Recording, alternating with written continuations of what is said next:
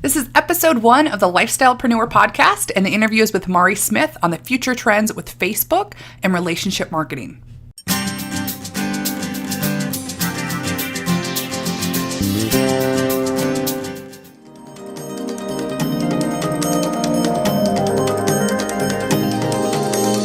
Welcome to the Lifestylepreneur podcast. I'm your host, Kris Gilbertson, and I'm an author, speaker, and an expert on how to help you launch your own successful podcast.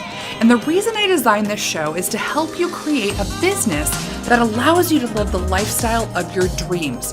Tune in every Friday as I'll be interviewing top experts and lifestylepreneurs from all over the world who will share with you actionable training and advice to give you the insider track on taking your business to the next level.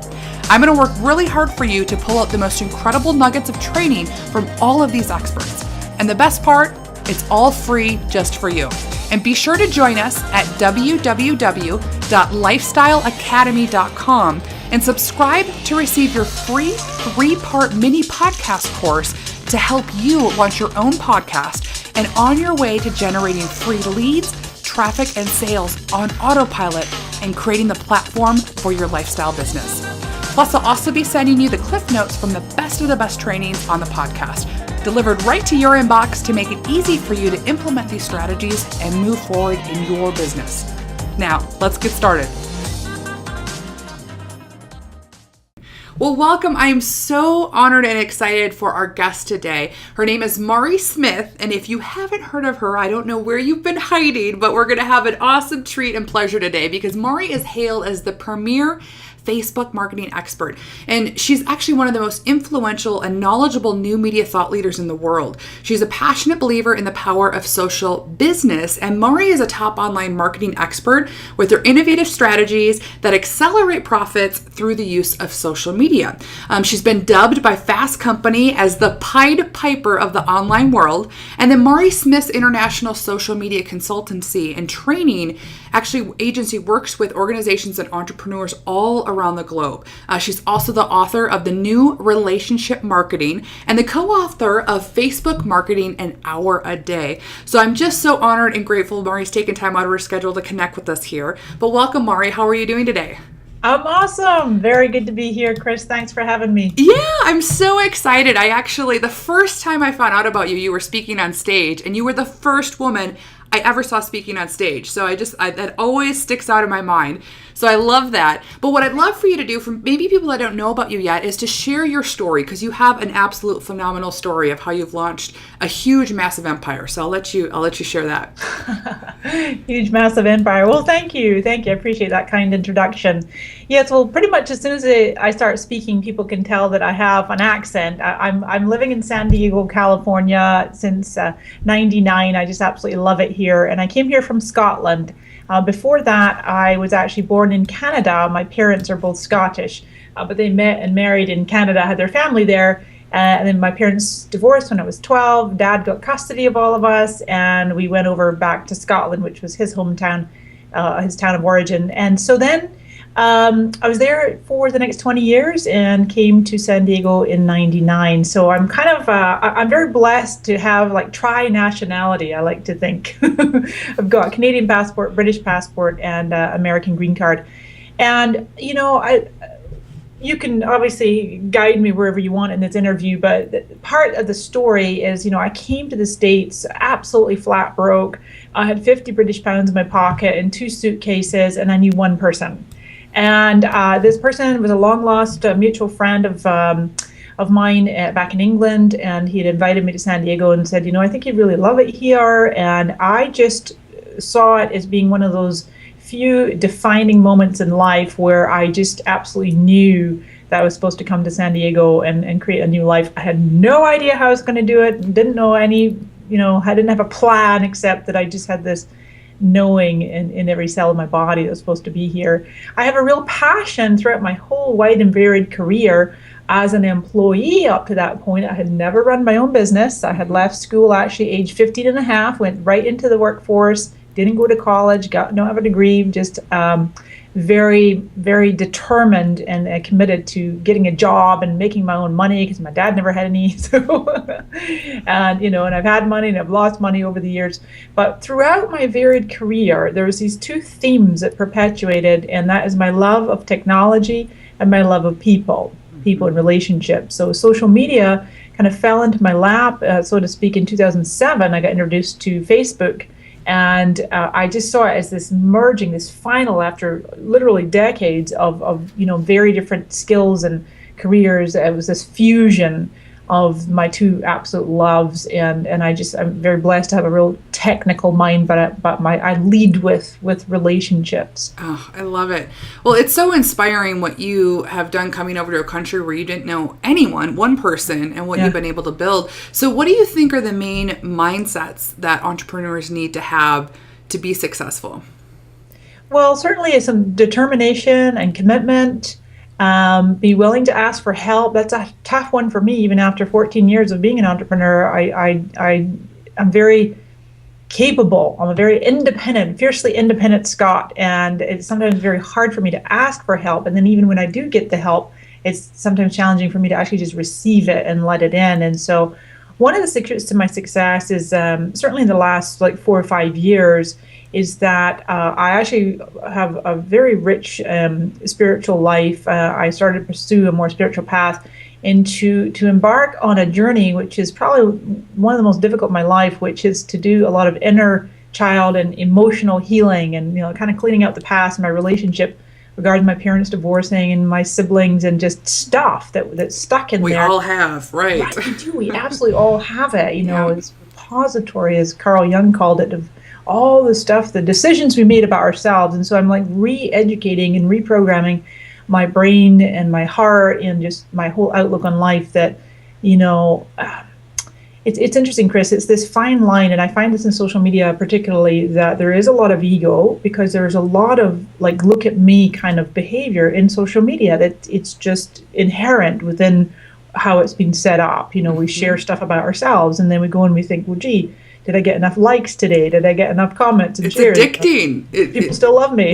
Right, exactly. Mm-hmm. So try to really build and establish this platform, this reach, but coming from a place of humility and service.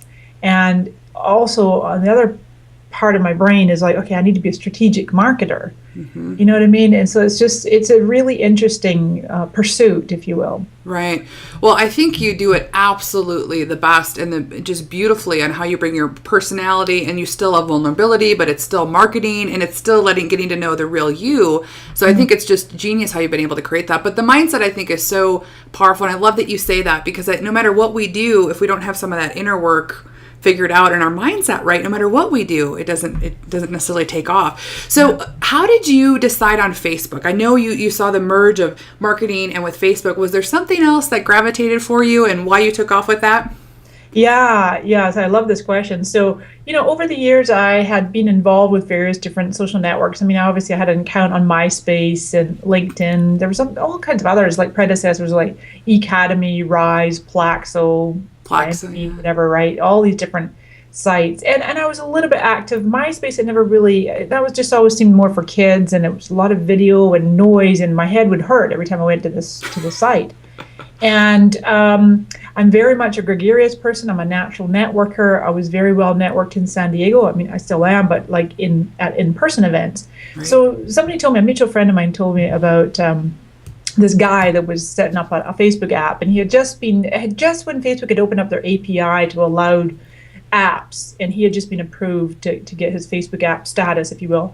And he was looking for beta testers. And this friend of mine introduced me and said, you got to talk to this guy. He's looking for beta testers. So I was like, well, gee, okay, sure, no problem. But I guess that means I'm going to have to sign up for a Facebook account. I'd heard about it a couple of places, had not even gone to Facebook.com. And again, it was another one of those rare defining moments in life when I pulled up Facebook.com. This is many iterations ago, but it hasn't changed all that much design-wise. And I loved the white space. First of all, the white space and the shade of blue, the Facebook blue. And I loved the uniformity of the profiles, the layout. So it was like the opposite of MySpace. There was all this, and people could place stuff everywhere on that profile, and it was just hard to kind of make any sense of it. So I loved the white space and just the ability to find information about people. And what it just excited me more than anything was over the years, I have bookshelves full of hundreds and hundreds of books in my house, and many of these authors, people I admire, people whose seminars I'd gone to, people whose emails I subscribed to, and now all of a sudden I'm friending them on Facebook, and we're having a dialogue, we're chit-chatting.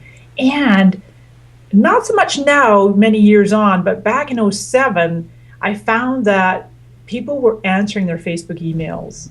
It was one of the fastest, quickest, easiest, most efficient ways to reach influencers that you could probably never otherwise reach. I did many interviews.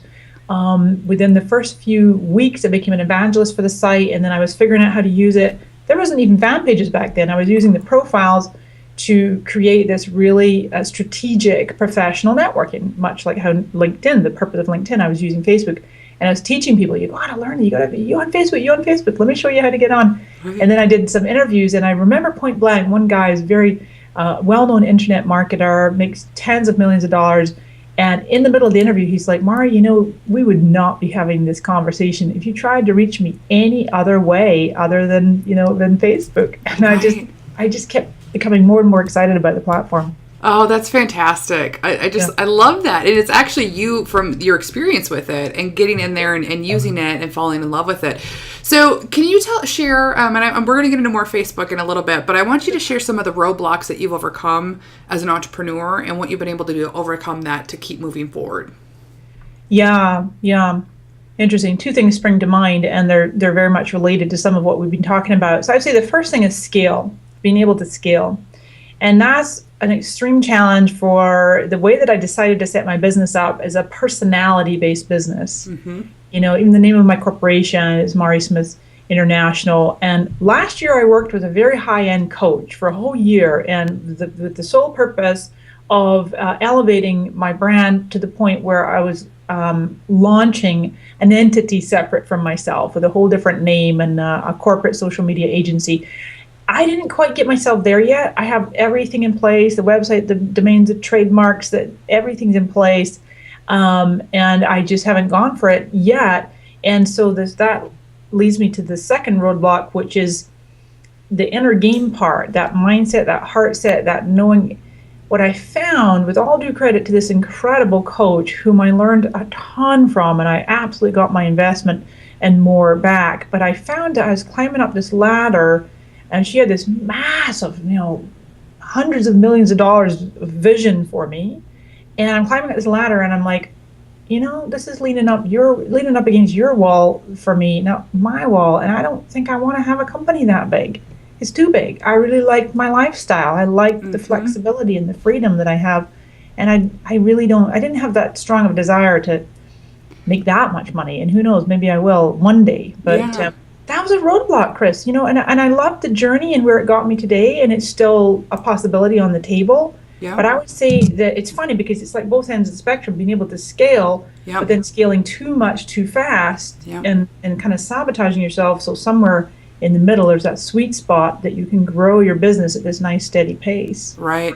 I think that's brilliant. And thank you so much for sharing that, because a lot of questions today, especially, the lifestyle-preneur lifestyle, creating our businesses around our lifestyles. It's, should I start with my name? Should I do a brand? And then the scalability is, how do you want to set that up?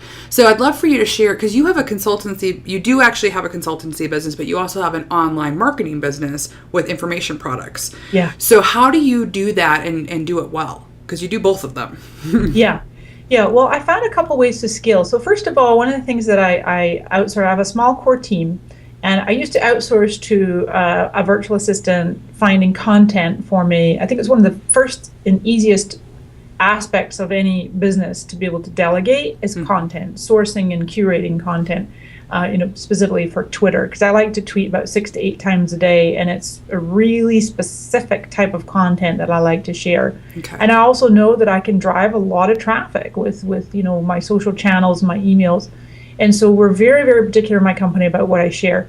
So after about a year working with the VA, I brought it in-house, and I have one of my team that actually is the social media manager, and she sources the content.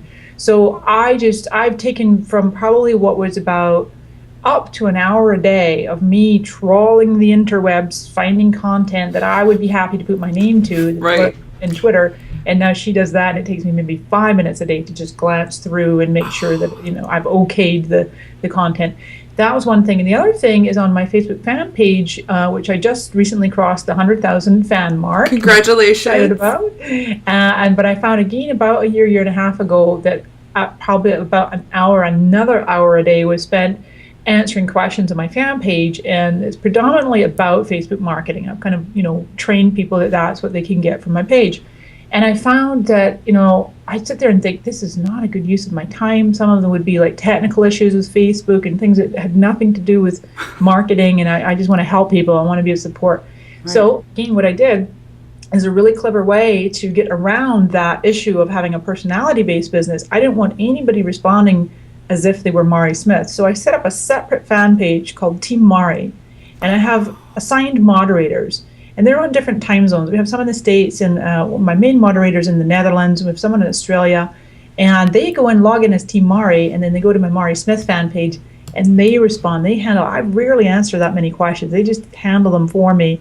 And they're very, very knowledgeable, a tremendous, service that we provide for free, that people can get this advice.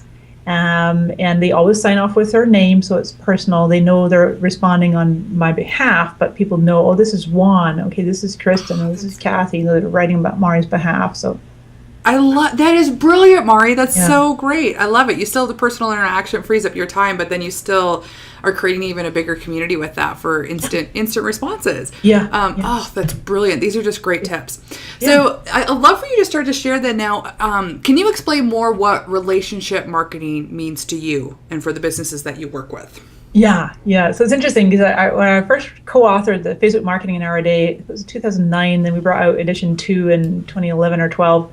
And then Wiley, my publishers, were like, Mari, for the longest time, you have this tagline, relationship marketing expert. And I always like to say relationships first, business second. And they asked me, would you write a book on relationship marketing? And so I agreed to that. It's something just been a term that I've used for many, many years.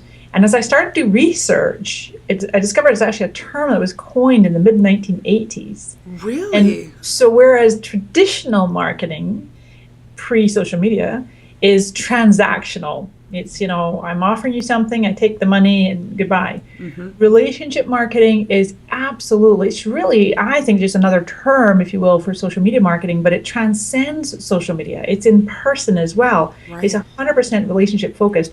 Whether you're going to buy from me or not right now, I might just be slowly building a relationship with you and building up what we call social equity.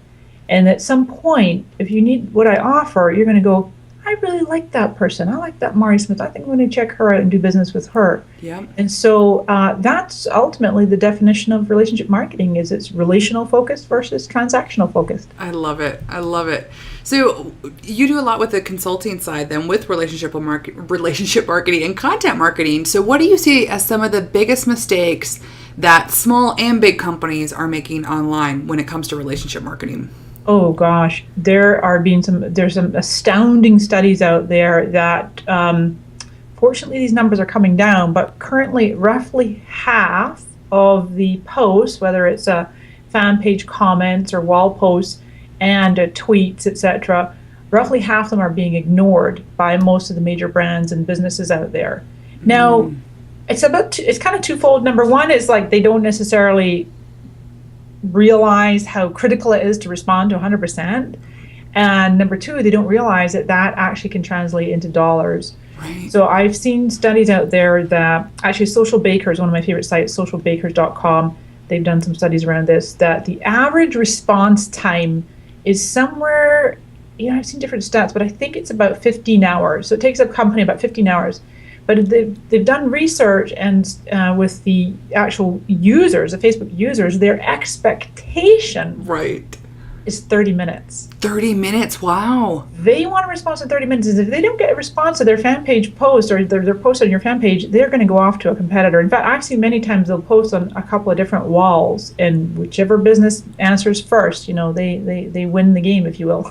Yeah. So my point in that is it's critical. It's one of the most critical roles in any company of any size is a community manager responding. In fact, I would say that's even more important than content management. Obviously, you've got to have good content coming through, but people can still come and initiate a wall post whether you've got content getting posted every single day or not. So having someone monitoring those and responding to them. I have seen studies, a study was done where when fans and Facebook users get a response to their question, 80% of them go on to make a buying decision. Now that's what's so impressive about that, because Amazing. Yeah, I mean, I think about myself too as a consumer. I want an immediate response, and then if I get that, I'm wowed, and then I continue on for purchases or find out more about different products or services. So I think that's brilliant. Yeah. So 30-minute response time, and then they go 80% go on to make purchases. And not even that, though, what I think is brilliant about that too is because today we are so social, our voice can be heard so quickly that without responding, you're opening up a can of worms to negative feedback right away. Tweets, right. And there's already companies that have had that happen. Yeah, some major PR disasters. Exactly. And one more thing I want to add to that, Kris, is that because I really love to study like human psychology, human behavior, and just how we are so much more alike. Every culture and every country, we are more alike than we are different, and that this topic, this conversation of having that response from companies of any size, I truly believe that the reason it absolutely works and is so critical is because it meets the fundamental need to know that we matter, that there's somebody there listening, that I've asked a question and I know somebody's responded and said, you're important to me, you're important to us. And that goes an awful long way. That's relationship marketing. It is. And that's, the majority of people, over 90%, were motivated by recognition for who we are, that we matter, and what our opinion is going to be heard, whether it's good, bad, whatever. So that's so powerful. It's so true. It's amazing. And you're creating raving fans then too when that happens. Yeah, exactly. Yeah. Well, that's great. So let's talk about 3 tips of how businesses can incorporate content marketing into their strategies if they haven't yet. And what's the best, place to start, I guess? So content marketing is interesting because I was just teaching this in one of my Facebook courses, and it can be extremely overwhelming because it's just like this fire hose and there's so many sources. So I would say first and foremost, you want to start with a system. I'm a big fan of systems. And that system might look like an editorial calendar. So people that write blogs regularly, they'll be familiar with that concept that maybe say 3 times a week you're going to have a blog post, scheduled and it goes out, written, etc. But ideally, you would want to have that on your fan page, your Facebook page, not necessarily Twitter because you can tweet more often, but just having a strategy that what you're going to post when on your social channels. And so that's one aspect. Another aspect is deciding where are you going to find that content, because it's actually a wonderful blend of your own content plus what I call OPC, which is other people's content. And it's perfectly okay. I think a lot of businesses and small business owners might get overwhelmed, entrepreneurs, thinking that they have to keep generating their own content. But the beautiful thing about all of these different social channels and tools that are available to us is you can get in there and cherry pick. It's called curating. So a couple of apps that I personally use, and my social media manager uses them every single day, and I recommend them. One is called Sponge, spundge.com, and I can get you these links, sponge.com, and the other one is Trapit, trap.it. And all you do is you put your keywords in there. So for me, I like put Facebook marketing or online marketing or social media marketing, and it surfaces from all over the web, through Twitter, through all the social channels, YouTube, you name it. You can pick your sources, and it presents you a nicely filtered, which you can tweak and adjust, nicely filtered results of content that you can then cherry pick and decide, okay, this is what you're going to share on your social channels. So that's one thing. So have a strategy with editorial calendar, have sources where you can trusted sources like tools, Another thing is like Facebook lists or Twitter lists. So you've got these places that you can always go in and draw content from. Oh, that's... And I guess the third tip I'd probably say, Kris, is to track and monitor. If you find that you keep posting links on Facebook and it's getting very little reach, change it up. Try photos, try status updates, and ideally do not hook up your blog and just automatically have it feeding in the blog posts, because you really will not get that much reach. You're better doing status updates or photo posts. Oh, that's fantastic. And we'll have all the links of all the resources that she just mentioned, because those are brilliant to automate that for you, and then have your assistant go through and find the right stuff and then go and publish that. Now, do you have a specific strategy? Because I know you use Twitter a lot. You post, tweet 5 to 6 times a day.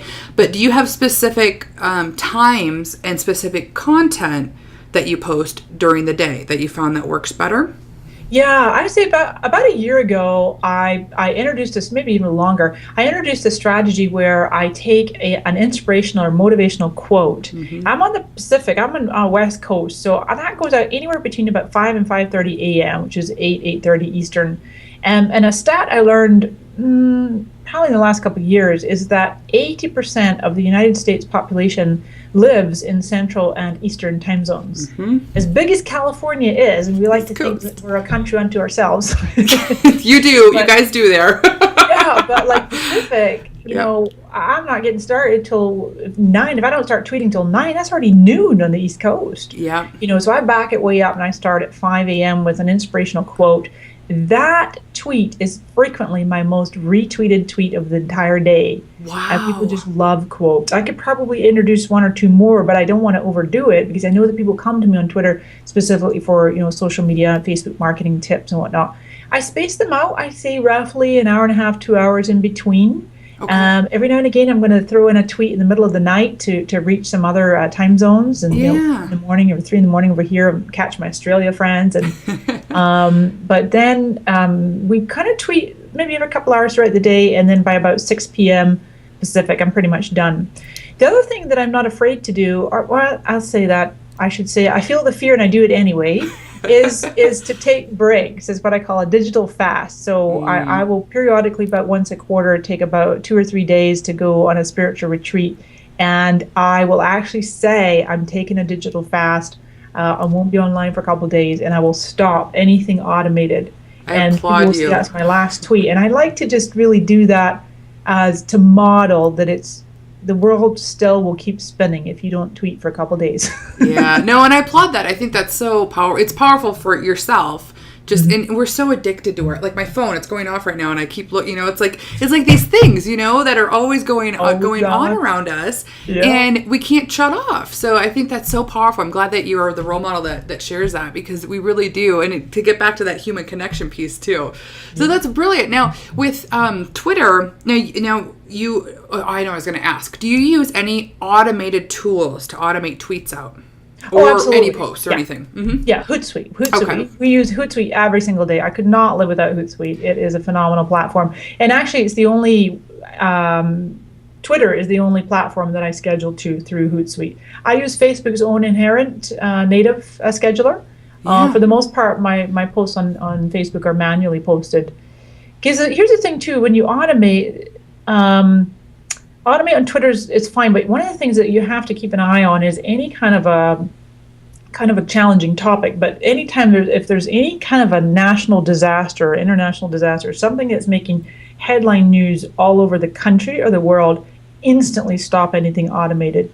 Just absolutely do not be posting anything promotional or marketing, and tune in to see where you might need to post some kind of a compassionate message. We've had different natural disasters and challenging situations that have made the news. So I learned that the hard way. I got to confess, Kris, I learned that the hard way, that I had inadvertently had a marketing promotion go out in the middle of a pretty major disaster, and I got serious backlash from my community. It was about a year ago, and I'm like, oh, kiddos, we got to put some strategy in place to make sure that never happens again. Right. So this has just been phenomenal with the information that you have here. And I love your tips and how simple they are, but I'm curious, what other platforms are you using? Because you've got Facebook and you have Twitter. Are you using Pinterest and Instagram, or what is your strategy for all of the other social networks and YouTube? Yeah, so for the longest time, way back in the day, in '07 through to about '09 or 10, I would recommend to my clients and students, there's all of these different social networks. You want to pick 2 to be active on. And they can be, maybe people prefer Twitter and LinkedIn. Now, from about 2011, 12, and certainly in 2013 and onwards, one of those 2 absolutely has to be Facebook. It just really surprises me when people are not active on Facebook, whether through a profile or fan page or ads, or in some way, shape, or form, dipping into that incredible over 1 billion active users, 3/4 of which are accessing daily through their mobile devices. And so being able to tap into that, and I say to people, even if only a tiny, tiny little percentage is your target market, you got to reach them where they're at. They're loving Facebook, they're spending time there. So Facebook's one of them. And then you want to pick 1 or 2 more, and probably going to be 2 more, but so for me, it is Facebook for sure, of course, and I have both my personal profile and my fan page I'm very active on, and then my Twitter. I do have a somewhat active profile on Google+. I absolutely fell in love with Google+ when it first came out in 2011. Yeah. And I was very, very excited to see maybe one day it could be bigger than Facebook. I am not so sure about that now, 2 years on. Yeah. But, I love it. It's a great platform. And I think I'm getting pretty close to 100,000 followers on that platform. Fantastic. I don't really, I confess, I don't really have a rock solid strategy there. I just periodically post content, periodically go in and do some engagement. Right. Same with Pinterest. YouTube, I do some videos. Instagram, I'm really loving, and now with the new video. So, and Foursquare, and just a lot of these different sites. I don't do anything on Tumblr. I did Vine, a little bit of Vine, but now who knows? Instagram's here, so yeah, with the video now too. But my main advice around that, with so many different platforms, you want to absolutely have an optimized profile. Okay, so reviewing your LinkedIn, making sure everything's up to date. You've got recommendations in there. You've got your bio and everything, but whether you get in there and regularly are active and post stuff is another thing. I used to actually connect my tweets over to LinkedIn, and then they did away with that feature. Yeah. So it's probably crickets on my LinkedIn profile for the most part. Oh, I love that. That's great. So what about some of the future trends that you see with Facebook? I know they've got that live Q&A feature coming out, I believe. If you can talk more about some of the things that are happening with Facebook to make it even more engaging. Yeah, well, they keep improving a lot of these features, the hashtags. I think one of the big things is that we got to remember that Facebook is going to keep trying to monetize. So they get massive pressure for all the stockholders. I tuned into the stockholder meeting, first annual, just recently, and they were relentless. The questions were just relentless and ruthless, and they went on for probably a good 45 minutes or more, just grilling Mark Zuckerberg and Sheryl Sandberg and the whole team, like, when are we going to get our money back? When is the stock price going to go up? And so I know that right now Facebook is just, doing their absolute best to really look for new products to sell. And I'm thrilled about hashtags, and just like Twitter, we're going to see like leaderboards and trending topics, and there'll be at some point, they haven't necessarily said this yet, but there'll be hashtag ads. They're going to keep refining the product and simplifying it. They're taking their 27 ad units and distilling it down to maybe about half of that. I think for me, I'm very passionate about the education side. I don't think Facebook does a good enough job to really thoroughly educate specifically the small to medium-sized business user as opposed to the giant brands spending millions. Right. How to really, really get the best from Facebook, how to get the best from the paid products. So I'm kind of a little bit on the fence right now at time of this interview, and we'll see toward the end of 2013 and getting into 2014 as to where Facebook's sentiment is, right. Especially with the small to medium-sized business, because there's a lot of what I see is called Facebook fatigue.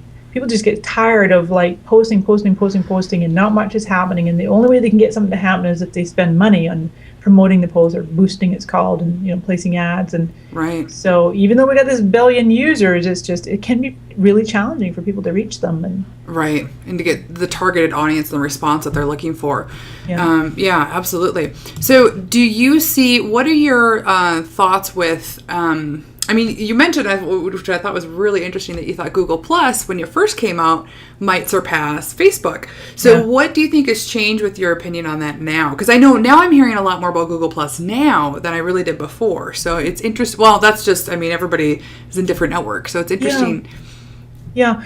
Well, I think one of the absolute main advantages of Google Plus, two things I can think of immediately. Number one is obviously the Hangouts and how they tie into YouTube. So you can instantly become like a movie star. You can stream whatever event. And there's been some phenomenal case studies on, singers and, concerts, musical instrument lessons, cake lessons, cooking, baking lessons, you name it.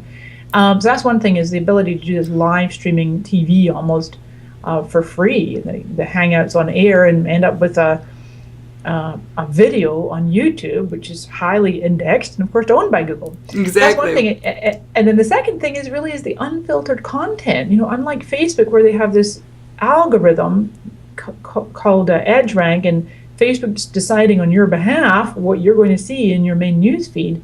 Google Plus does not do that. You get to go in there and see a completely unfiltered view.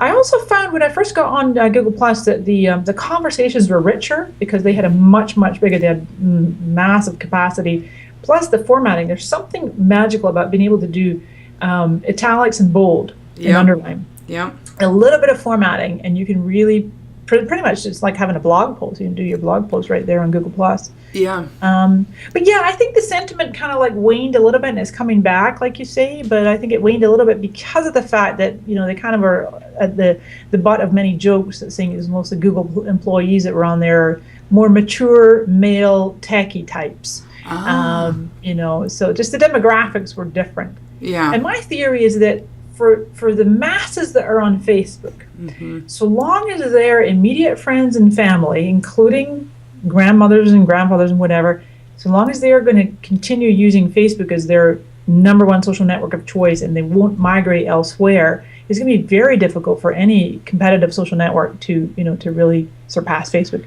Yeah, and that's such a great point, because the habits, I know for me, when new platforms come out, it's like, oh, another platform to go get all these followers, to figure it out, to like, how do I market on it? What do I do? How do you engage? So I think that's a really great point on what you're talking about there. So I want to talk about and kind of shift gears a little bit, because of this social media just craze and how it's changed our culture. How do you see this altering how the younger generations, how they communicate and conduct business, like in the next 10 years? What do you kind of foresee with that? Wow, 10 years. I don't know if I can go out 1 year. Right? It goes so fast. Yeah, it's funny. I was just recently hanging out this weekend with some teenagers, and it's just fun. Their finger is so on the pulse. It's just amazing how much they know and how quickly they communicate through text. And I think that the interesting thing with the teenage generation is that, or even the tweens as they call them, when their parents start getting active on a social network such as Facebook, they are not so keen on that, and they're slowly migrating to other sites. They're spending less time on Facebook. They're preferring right now is on Snapchat. But I think just like Facebook came along and pretty much usurped MySpace, there is a possibility down the road that there are other social networks that meet a different need will come along, not necessarily replace or usurp Facebook, but will certainly be a strong competitor for different demographics. And certainly for the teen market, obviously Pinterest came out of nowhere and was a massive hit with women, probably women from like 30 to 50 age bracket, stay-at-home moms, just love arts, crafts, you name it. That's not to broad brush it, but that's kind of your average demographic. Right. And it's very, very exciting. So, I think that we're going to see a tremendous amount of continued innovation in the tech space. I'm not sure if I'm excited or nervous for like Google Glass. Yes. Glasses you wear, and it's photographing and video and everything. Everything. It's... I was just interviewing Mark Schaefer, and he was talking about that, and I didn't really know about it then. And then we were talking about it more, and he's like talking about privacy and policy, and I'm like, I didn't even think about that. like what can happen. But that's so, it's amazing, the technology of what's going on today. Yeah, yeah. And I think, for the longest time, earlier when we were talking about like what made me fall in love with Facebook, and the more I learned about Mark Zuckerberg, much as he's a maverick leader, and he's matured a little bit in the last, 5-6 years, but I have just always admired his maverick ways, and I admire how he is pushing the world to become more open and connected. Mm-hmm. And what that results in my opinion, of course, first of all, you've got any, political and country barriers and boundaries are starting to get blurred, and overthrowing tyrant rulers and things like that. Mm-hmm. But in addition, you've got what I almost would call like neighborhood, like neighborhood watch, how we look out for our neighbors. Yep. It's like it's kind of like that in the virtual world, where we're being called to a higher standard of authenticity and integrity, not necessarily their standards. You either have it or you don't. But you know what I'm saying? It's where people go freaking out about privacy. And I know there was recently all that stuff about the NSA and our phones and stuff. And I do think that's disconcerting, and I do have concerns about it. And I'm also the type of person that I am so rigorous about what goes anywhere online or is said in a conversation or is any way, shape, or form in a format that could be recorded. I'm extremely diligent about that. I'm also, I just live my life in a way that I'm okay. Whatever goes out there, I'm okay with it. And I know that's my personal perspective, and it won't sit right with everybody who's vehemently, protecting their privacy. Yeah, and that's a really good point too, because it's, some people aren't going into Facebook or not using it as much because they feel that privacy of how things can be used. And I'm curious what your take on that is, because I feel like what you just said, what you're putting out there, you're comfortable with wherever it goes because it's professional, it's still courteous, and still engaging. But do you get any comments about that with the privacy laws on Facebook as well, and how they can use material and content? Oh gosh, yeah, no. I mean, what we're seeing more and more is this thing called retargeting or remarketing. So you go and you visit a site, and you shut down that site, and you didn't buy the thing, and whatever it is, a piece of furniture, a dress, or shoes, or, you go into Facebook, and the second that you log on to Facebook, the very thing is jumping out at you going, hey, buy me. Hey, you might have bought it, and that's the thing that annoys me too. So, yes, I noticed that the other day. Me around Facebook, I already bought it. I just did notice that, yeah. Mm-hmm. So that's done through cookies. There are ways apparently you can turn it all off, but I think that feels like a violation of people's privacy. And there's things like status updates, like if you the second you hit post and you publish a status update, and then an ad is suddenly served with pulling from one of those keywords. Anybody that uses Gmail or Google, that they've been doing that for years, and you'll see contextual ads on the side. Yeah. Yeah, it's a tricky one. Back in the day, 2007 onwards, myself and my peers were just always an advocate for what we call transparency. And it's like, okay, you got to be transparent. Businesses have to be transparent. People have to be transparent. And then we kind of changed our mind. And we're like, I don't want to be in a glass house. I want to choose what I'm sharing. And therefore, we call it selective transparency. Which is kind of an oxymoron, but it's like, I'm 100% transparent with what I want to be transparent about. Right. Well, I mean, I think with everybody being so accessible now today, and people being able to just share their thoughts behind a screen, whether, whomever they are, I think that is important and powerful in the image you put out there. So this has just been absolutely phenomenal. Do you have any other tips or advice that you'd like to share with the listeners on Facebook or social media or anything? Let's see, 2 things come to mind. Number 1, I want to really encourage people to not think of competitors, because nobody can be you. And I know that obviously goes for entrepreneurs. It might be different for big brands, but no matter what, we all bring something very unique and different to the world. And even if somebody's doing exactly the same thing, then people will resonate with that person and their personality style different than yours. That's one thing. And then the other thing is, and I see this a lot in my groups and my different courses that I teach, is people get overwhelmed. And if we look at what is underneath overwhelm, it's usually some kind of a fear of being left behind, a fear of something happening and you don't know about it, a fear of just not being able to keep up. And I just really encourage people in that case to just actually take time out, to take a deep breath, have a strategy, know that wherever you're at is perfect. There's nowhere to get to, as they say. Just, do your best each day and take good care of yourself and your business and enjoy life. I mean, it's not a race. Yeah, exact. It's not. And I've struggled with that. I'm sure most entrepreneurs have struggled with that. Yeah. So the last question I have for you, hindsight's always 20/20. So the 5-minute makeover question, the $1 million question, if you had to start over today and you didn't have any of the resources or connections and, to start over exactly today, what would you do to rebuild your empire? So I have no resources? Do I have You don't have resources. You don't have contacts. You just have your knowledge. No money. Okay, I just have a knowledge. Let's see. I'd probably go into an internet cafe and start, Google searching and who's some key influencers and set up a Facebook account and start befriending people and a Twitter account, start tweeting out to people and putting my knowledge into some format that people could easily access, articles, blogs, and then into a format that they can purchase. Would do free speaking engagements, which I did many years. Would speak for free at every and any opportunity I had to share my knowledge, and then that would just get my name and face out there. And definitely that offline activity. And today, I really emphasize that, what a difference it makes in the online world, and vice versa. Well, that's how we got connected, actually. Yeah. I met you in person. So, at Mike Stelzner's event. Yeah, which was phenomenal. Amazing event. Mm-hmm. So that's just brilliant. So I know that you put a special offer together. So if I'll let you tell about it, but people can go to krisgilbertson.com/Mari Smith, and I'll let her share with you what she's created for you. Yeah. We just have some special reports people can download to help them to improve their social media marketing and their Facebook marketing. Excellent. I'm so excited. Well, if you can share where everybody else can find out about you as well, that'd be great. Yeah, they can go just marismith.com is my main website, and then facebook.com/MariSmith and twitter.com/MariSmith. And I like to say to people, just Google me because I'm pretty well indexed. Exactly. You can't miss her. And I'll have all the show notes with all her resources and everything. And again, Mari, this was absolutely a pleasure. Thank you so much for joining us today. Oh, my pleasure too. Thanks, Kris. Good to be with you. Thank you.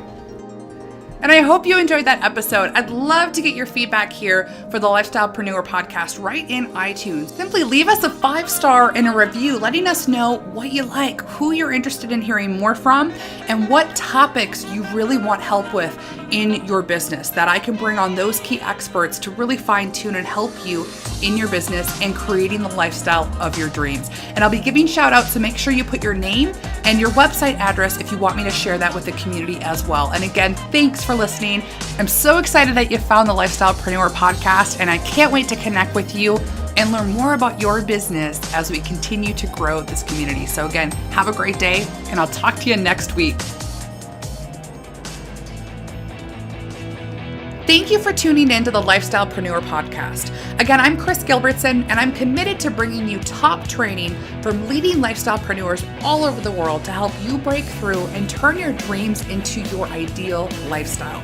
And make sure to join us at www.lifestyleacademy.com to receive VIP training from specific guests I interview on the show, so that you can really easily start to implement what you've learned from listening. I know we're all busy, and sometimes we don't have time to listen to the entire podcast or take notes because I'm always listening on the go. So I like to call it the Lifestyle Cliff Notes to creating your ideal business and make it really simple for you. So those will be sent via the email list. Plus, I also want to connect with you personally, and being on the Lifestyle Academy mailing list is where all the magic happens. We'll host VIP trainings once a month that we can't always bring out on the podcast with even more detailed information. And I also want to connect with you personally. I want to know what's going on in your business and what you need help with and who I can bring on to aid you in creating your ideal lifestyle. And so I'll be asking questions every once in a while that I want you to reply, and I reply back to you personally. So again, until next time, wishing you on your way to achieving all of your dreams. Talk to you soon.